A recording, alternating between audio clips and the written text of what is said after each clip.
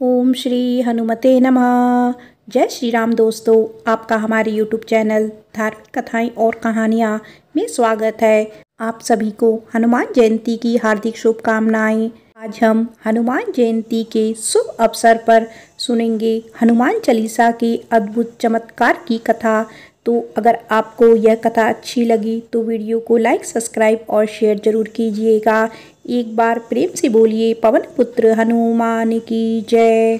काशी की एक खूबसूरत शाम को मणिकर्णिका घाट पर बैठा 25 साल का पवन कभी जलती हुई चिताओं को देख रहा था तो कभी गंगा मैया के बहते पानी को। वह सोच रहा था कि अपनी जिंदगी की हालत भी इसी घाट की जैसी है। एक तरफ वर्तमान पानी की तरह बहता चला जा रहा है और दूसरी तरफ भविष्य की चिता जल रही है और मैं यहाँ बैठे बैठे अपनी किस्मत को रो रहा हूँ। मन तो कर रहा है एक बार हिम्मत करके गंगा मैया में कूद जाऊं, फिर ना रहेगा पवन, ना रहेगी उसकी चिंता। ऐसा नहीं होगा बेटा, समस्याएं साथ लेकर मरोगी तो इनसे मर के भी पीछा नहीं छूटेगा। उससे तो अच्छा है समस्याएं यहीं सुलझा लो, फिर यहाँ भी खुश रहोगे और वहाँ भी। पवन के पीछे दाएं मुड़कर देखा तो एक बाबा खड़े थे। उम्र कोई 60 बरस की होगी, माथे पर सिंदूरी टीका, चेहरा सफ़ेद दाढ़ी से ढका, गले में राम नाम का गमछा। वह बोली, बजरंगबली के भक्तों को जीवन से हार मान लेना शोभा नहीं देता। उनके भक्तों में तो उन्हीं के समान शक्ति और आत्मबल होना चाहिए। बाबा, आपको कैसे पता कि मैं हनुमान भक्त हूँ? तुम्हारे गले में जो हनुमान जी का लॉकेट पड़ा है ना, वो बता रहा है। अच्छा एक बात बताओ, हनुमान भक्त हो तो हनुमान चालीसा भी जरूर पढ़ते होंगे। बाबा, हाँ, मंगलवार और शनिवार को पढ़ लेता हूँ। देखो बेटा, तुम्हारे पास तुम्हारे जीवन की हर समस्या का हल है, लेकिन लगता है तुम उसका उपयोग नहीं कर रहे। मैं समझा नहीं बाबा। हनुमान चालीसा बहुत लोग पढ़ते या सुनते हैं, लेकिन वह सभी उनकी शक्ति को नहीं जानते। हनुमान चालीसा कोई साधारण पाठ या स्तुति नहीं है, वह एक तंत्र है, एक ऐसी युक्ति जिसे अगर तुम्हें जागृत करना और उसका प्रयोग करना आ जाए तो हनुमान जी की कृपा से तुम्हारी सारी परेशानियां दूर हो सकती हैं। इतना ही नहीं, तुम्हें वह सब कुछ मिल सकता है जिसकी तुम्हें इच्छा है।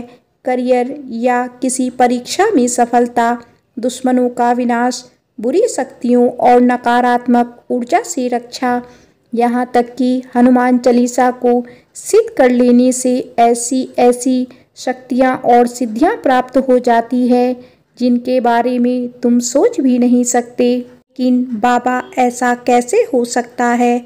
हनुमान चालीसा में तो बस 40 चौपाइयाँ हैं, उनमें कोई मंत्र वगैरह तो नहीं है।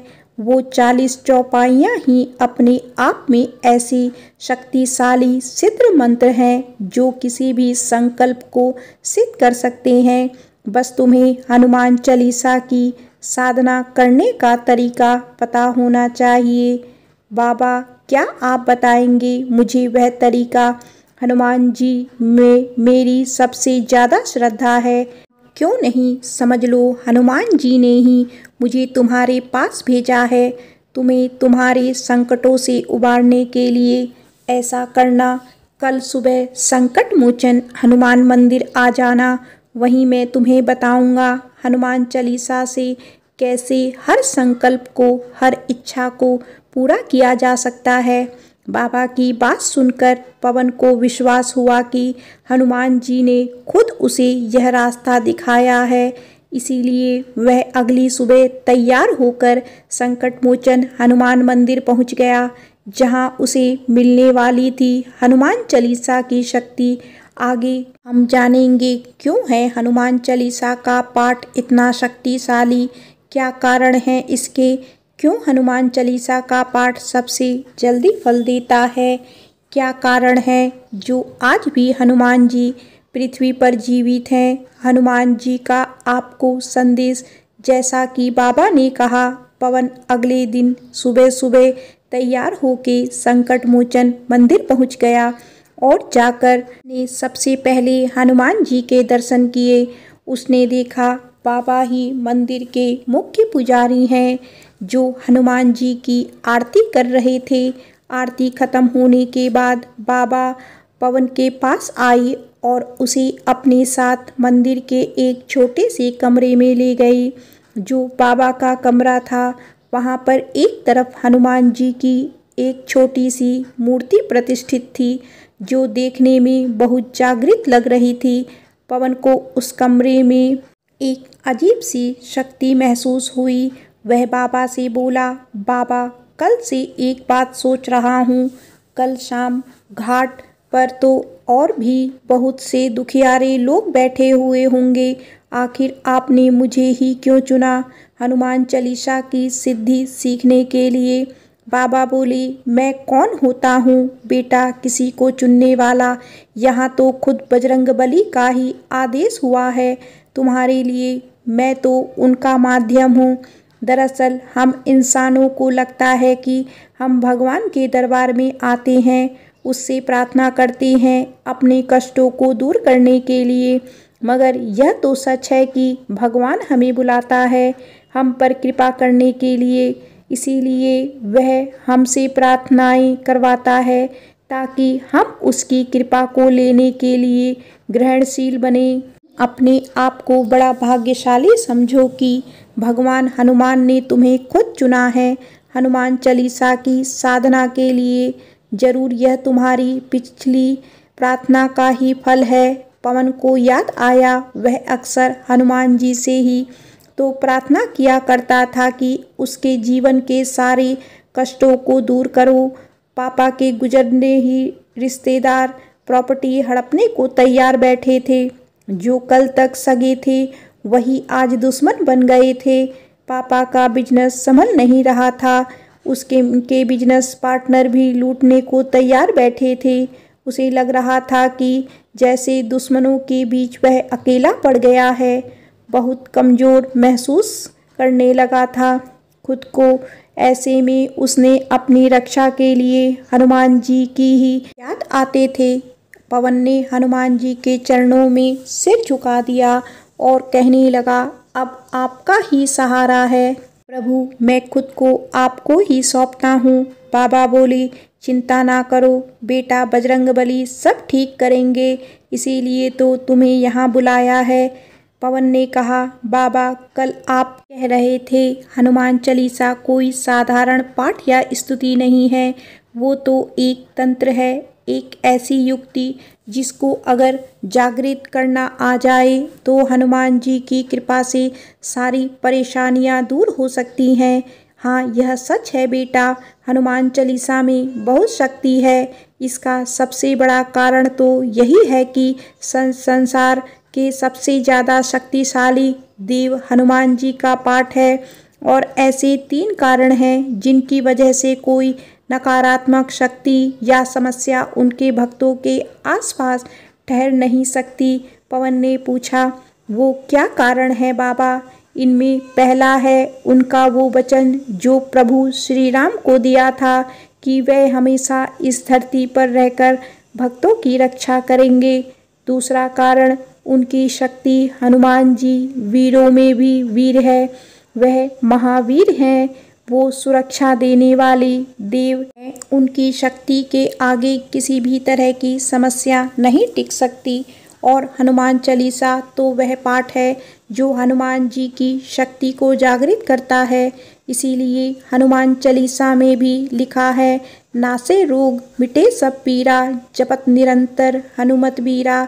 तीसरा कारण यह है कि महादेव का अवतार हैं और महादेव भूत प्रेतों के स्वामी हैं। इसीलिए हनुमान चालीसा का पाठ करने से भूत प्रेत पिशाच और हर तरह की नकारात्मक ऊर्जा से हमारी रक्षा होती है। जैसा कि हनुमान चालीसा में लिखा है, भूत पिशाच निकट नहीं आवे, महावीर जब नाम सुनावे। हनुमान चालीसा हनुमान जी को प्रसन्न करने के लिए सबसे ज़्यादा असरदार पाठ है।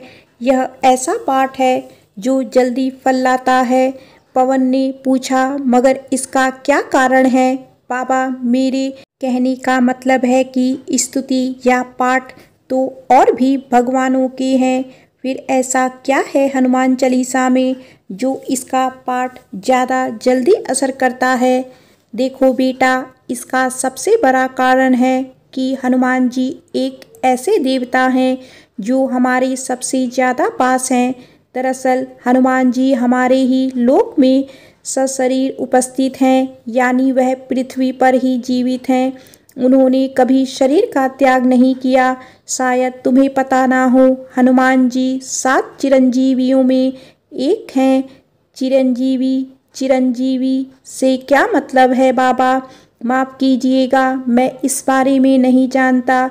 दरअसल सतयुग से लोग अब तक ऐसे 7 दिव्य व्यक्तित्व इस धरती पर जन्म लेकर आए हैं जिन्होंने कभी देह त्याग नहीं किया, यानी वो यहाँ से वापस नहीं गए। वो सातों आज भी शरीर के साथ इसी पृथ्वी पर जीवित हैं। वो कहाँ हैं यह तो कोई नहीं जानता, लेकिन वो हैं जरूर। यह 7 चिरंजीवी हैं हनुमान जी, विभीषण, व्यास महर्षि, कृपाचार्य, अश्वत्थामा, भगवान परशुराम और राजा बलि।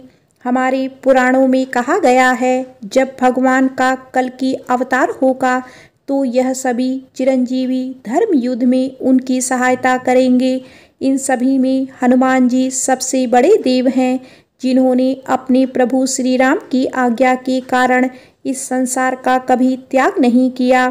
पवन ने पूछा, भगवान श्री राम से हनुमान जी को कौन सी आज्ञा मिली थी?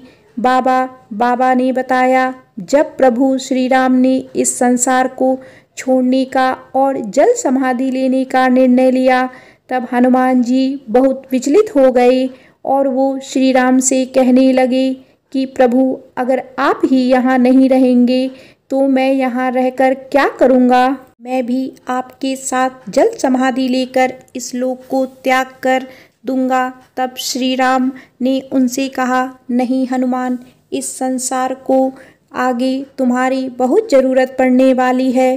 कलयुग में धरती पर बहुत पाप बढ़ेंगे, लोगों में ज्ञान की कमी, भक्ति की कमी होगी, वो भ्रष्टाचारी, दुराचारी होंगे।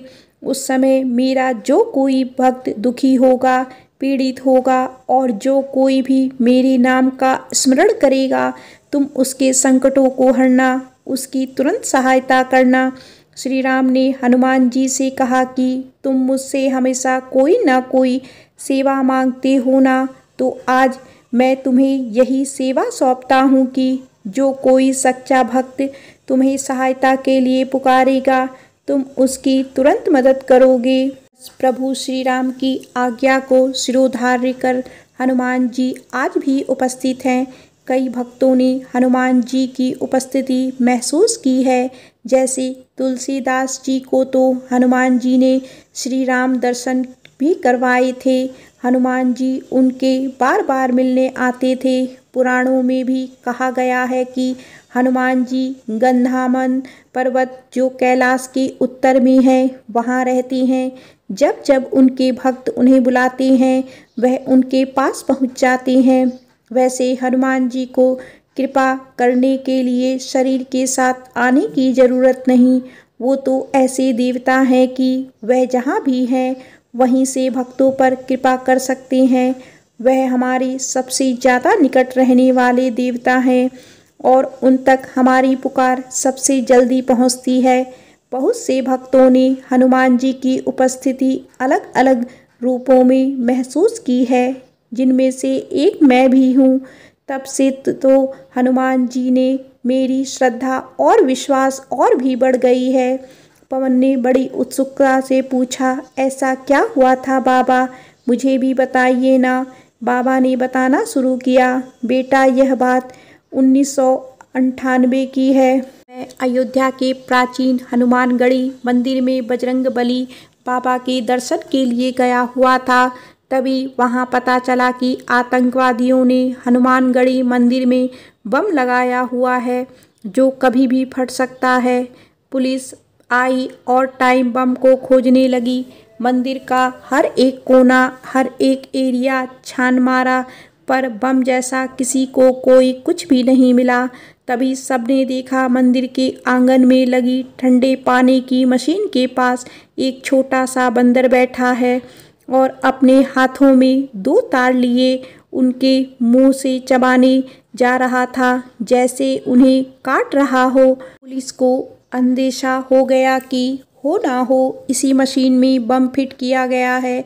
उन्होंने उस वानर के मुख से तार छुड़ाने के लिए केले उसकी ओर फेंके। केले जैसे ही उस वानर की ओर फेंके गए, वैसे ही वह तार छोड़कर बिना केले लिए वहां से चला गया।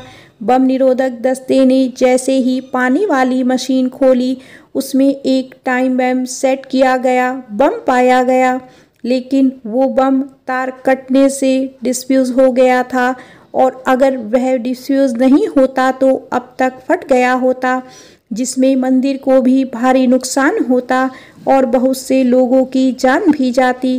बाद में पता चला कि यहाँ एक बंदर जो बैठा तार काट रहा था, दरअसल उसी से बम डिफ्यूज हुआ। जिनकी हनुमान जी में श्रद्धा थी उनको यह हनुमान जी का चमत्कार लगा और जिनको नहीं थी उन्हें यह एक तुक्का लगा। कुछ ही देर में मैंने और सारे पुलिस बल ने हनुमानगढ़ी मंदिर के शिखर पर उसी छोटे से वानर को बैठे देखा, तो शिखर के कलश को सहला रहा था। मुझे पूरा विश्वास है कि वो वानर कोई और नहीं, स्वयं भगवान हनुमान थे। वैसे यह तो एक घटना है, अलग अलग समय पर बहुत से लोगों के साथ ऐसी घटनाएं घटी हैं जिनमें उन्होंने हनुमान जी के चमत्कार देखे हैं। यह किस्सा सुनने के तो पवन भी हैरान रह गया। दरअसल उसे भी कई बार ऐसी मदद मिली है जिसकी उसे उम्मीद भी नहीं थी। अब उसे विश्वास हो रहा था कि मदद भी जरूर हनुमान जी ने ही भिजवाई होगी। वह बाबा से बोला, बाबा यह तो मैं भी मानता हूँ कि हनुमान जी सबसे शक्तिशाली देवता हैं, लेकिन उन्हें प्रसन्न करने के लिए और भी तो स्तुति है। फिर हनुमान चालीसा में ही ऐसी क्या खास बात है जो इसकी साधना से हनुमान जी की शक्ति जागृत होती है? ताकि हम जानेंगे कैसे करती है हनुमान चालीसा हनुमान जी की सोई ही शक्तियों को जागृत। क्यों हनुमान जी अपनी शक्तियों को भूलते रहे हैं और कैसे हनुमान चालीसा से उन्हें जागृत किया जा सकता है? शक्ति इस्तेमाल कैसे करनी है?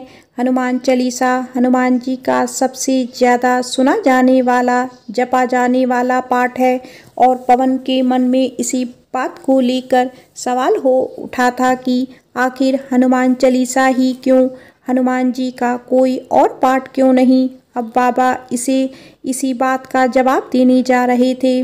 बेटा, तुलसीदास जी ने हनुमान चालीसा को इस तरह से लिखा है कि यह पाठ हनुमान जी की सोई शक्तियों को जागृत करता है। दरअसल हनुमान जी में बहुत अलग अलग तरह की शक्तियाँ, रिद्धि सिद्धियाँ हैं जो उन्हें देवताओं से वरदान में मिली है, लेकिन ऋषि मुनियों से मिले एक श्राप के कारण वो तब तक जागृत यानी नहीं होती हैं जब तक हनुमान जी को उनकी शक्तियाँ याद ना दिलाई जाए। पवन बोला, मगर बाबा मुझे यह बात समझ नहीं आ रही है कि हनुमान जी तो इतने शक्तिशाली देव हैं, ऊपर से मन वचन कर्म से शुद्ध और पवित्र हैं। उन्होंने तो कभी किसी ऋषि मुनि का बुरा नहीं किया होगा, वे तो भक्तों के रक्षक हैं, फिर उन्हें कोई कैसे श्राप मिल सकता है? दरअसल बात ऐसी है कि हनुमान जी को सभी देवी देवताओं ने उनके बचपन में ही अलग अलग तरह की वरदान और सिद्धियां देकर उनकी शक्तियों को बढ़ा दिया था, मगर तब उम्र में छोटे होने की वजह से उनमें शक्तियों को संभालने की समझ नहीं थी। भले ही वह शक्तिशाली हो गए थे, मगर थे तो वो बच्चे ही। वो बाल सुलभ चंचलता में ऋषि मुनियों के साथ शरारत कर दिया करते थे। जैसे कभी छोटा सा रूप लेकर जंगल में जाकर छिप जाते, कभी आकार बड़ा करके लोगों को डरा देते, कभी ध्यान में आंख बंद करके बैठे हुए तपस्वियों को, योगियों को ऊपर हवा में उड़ा देते या किसी को पेड़ में बैठा देते।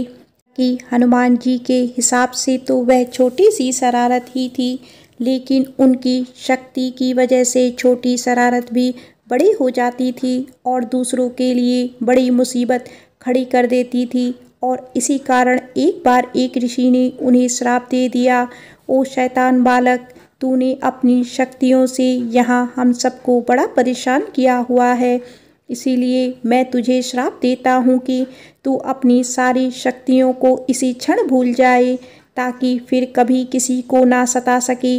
अब जैसे ही यह खबर हनुमान जी के माता पिता को चली तो वह उन ऋषि के पास आकर उनसे माफ़ी मांगने लगे। तब उन ऋषि ने अपना श्राप वापस लेते हुए कहा, ये बालक वैसे तो अपनी शक्तियों को भूला रहेगा, लेकिन जब इसे इनकी शक्तियाँ की ज़रूरत होगी तब किसी के याद दिलाने पर इसे इनकी याद आ जाएंगी शक्तियाँ, यह उनका उपयोग कर सकेगा। साथ ही उसमें हमेशा इतनी विवेक बुद्धि रहेगी कि वे कभी भी शक्तियों का गलत उपयोग नहीं करेगा। तब से इस श्राप के कारण हनुमान जी को उनकी शक्तियों की याद दिलानी पड़ती है और यह काम हनुमान चालीसा करती है। वो कैसे बाबा? बेटा, हनुमान चालीसा की चौपाइयों पर जरा ध्यान दो। क्या कह रही है वह? सूक्ष्म रूप से धरी सिंहई दिखावा, विकट रूप धरी लंक जरावा, भीम रूप धरी असुर सहारे, रामचंद्र के काज समारे, लाए संजीवन लखन जियाजे, श्री रघुवीर हर्षि उर लाए। यानी हे हनुमान जी, आपने माता सीता को सूक्ष्म रूप में दर्शन दिए, लेकिन विशाल रूप बनाकर लंका को जलाया, भीम का रूप बनाकर के असुरों को मारा और श्री राम के कार्य को पूरा किया। वो आप ही हैं जिन्होंने संजीवनी बूटी लाकर लक्ष्मण जी के प्राण बचाए। इसी तरह आगे हनुमान चालीसा में आता है, संकट कटे मिटे सब पीरा, जो सुमिरे हनुमत बलबीरा। यानी जो हनुमान जी का ध्यान करता है, उनकी साधना करता है, उनके सारे कष्ट मिट जाते हैं, सारे संकट दूर हो जाते हैं। यह सभी आसान भाषा में लिखे हुए ऐसे चमत्कारी मंत्र हैं जो हनुमान जी को उनकी शक्ति याद दिलाते हैं। अगर पूरे मन से भक्ति भाव से हनुमान चालीसा पढ़ी जाए तो हनुमान जी की शक्तियाँ जागृत होती हैं और भक्त की रक्षा करती हैं, उनके बिगड़े काम ऐसे ही बनाती है जैसे ज़रूरत पड़ने पर श्री राम के असंभव दिखने वाले काम भी संवारे थे। इसीलिए हनुमान चालीसा को इतना शक्तिशाली माना गया है, क्योंकि इसकी एक चौपाई हनुमान जी की शक्तियों को जागृत कर उनके श्राप के असर को समाप्त करती है। तो एक बार प्रेम से बोलिए पवन पुत्र हनुमान की जय।